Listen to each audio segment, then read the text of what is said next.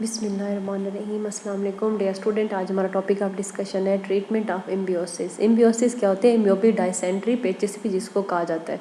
इसका जो positive agent होता है प्रोटोजोआ पैरासाइट होता है, जिसको हम एंटामीबा हिस्टोलिटा भी बोलते हैं। इसकी सर्टन कुछ मेडिकेशन होते हैं। सबसे जो पहली हमारी जो इसमें मेडिसिन है वो क्या है? मेट्रोनिडाजोल। मेट्रिंडाजोल ये क्या होती है? बेसिकली जो Flagyl one of the most common drug होती है। ये डिस्टर्ब करता है डीएनए सिंथेसिस को और इनहिबिट करता है ग्रोथ ऑफ पैरासाइट को, ठीक है, जिसकी वजह से साइटोटॉक्सिक कंपाउंड बन जाते हैं। ज़्यादातर हम इसको इंटेस्टाइनल एम्बियोसिस के लिए प्रेफर करते हैं और इम्योपिक लीवर डिजीज़ के लिए। इसका एडवर्स इफेक्ट क्या है? मेटेलिक टेस्ट होता है, ठीक है, जीआईटी डिस्टर्बेंस होती है और पेरिफेरल न्यूरोपैथी हो जाती है। उसके बाद टेनिडाजोल हमारे पास आ जाती है, जस्ट लाइक मेट्रिंडाजोल। ये भी क्या सकती है? डीएनए पैरासाइट के डीएनए सिंथेसिस को इनहिबिट करती है, ठीक है। इसमें ट्रीटमेंट ऑफ इंटेस्टाइनल और एक्स्ट्रा इंटेस्टाइनल एम्बियोसिस के लिए इसको प्रेफर किया जाता है। इसके एडवर्स इफेक्ट में हमारे पास मेटेलिक टेस्ट आता है और जीआईटी डिस्टर्बेंस आती है। उसके बाद हमारे पास आ जाती हैं पेरोमोमाइसिन। ये क्या करती हैं? इनहिबिट करती हैं प्रोटीन सिंथेसिस को पैरासाइट के अंदर, ठीक है।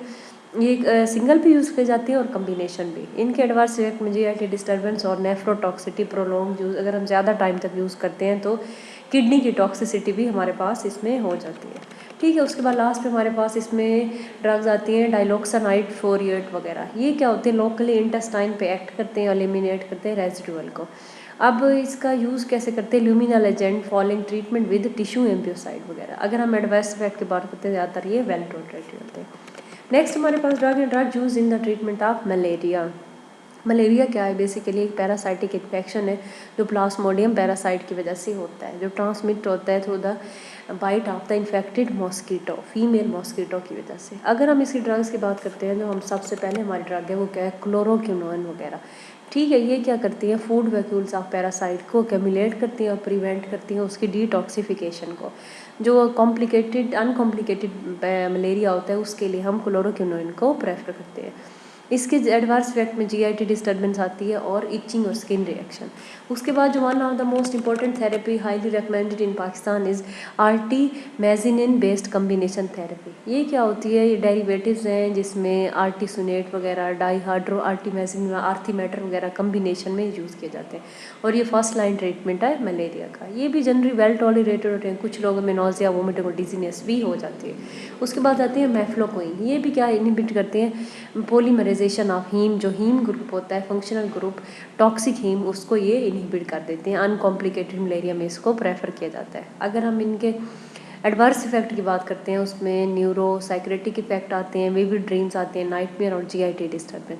उसके बाद डॉक्सीसाइक्लिन ये क्या करती है? इनहिबिट करती है प्रोटीन सिंथेसिस को पैरासाइट के अंदर और बाइंड करती है 30S ribosomal subunit, just like tetracycline that we have already studied in the antibiotic chapter. ये भी क्या है? प्रोटीन सिंथेसिस इनहिबिटर्स है, ठीक है।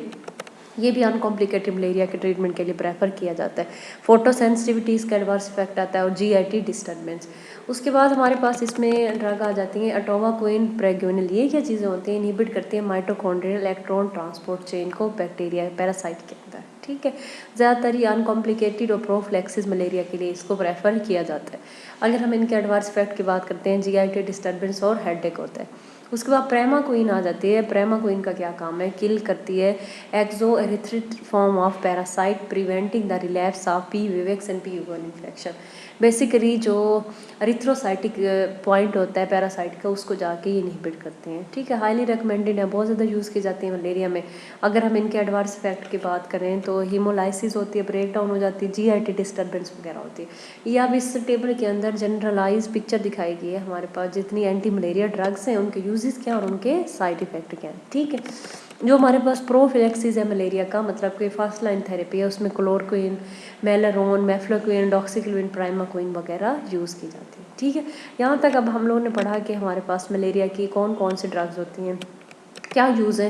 फिर से मैं रिपीट कर रही हूँ, जो हमारे पास first line highly recommended therapy है वो आर्टीमेजिनिन बेस्ड कम्बिनेशन थेरेपी, ठीक है। That's it, thank you so much.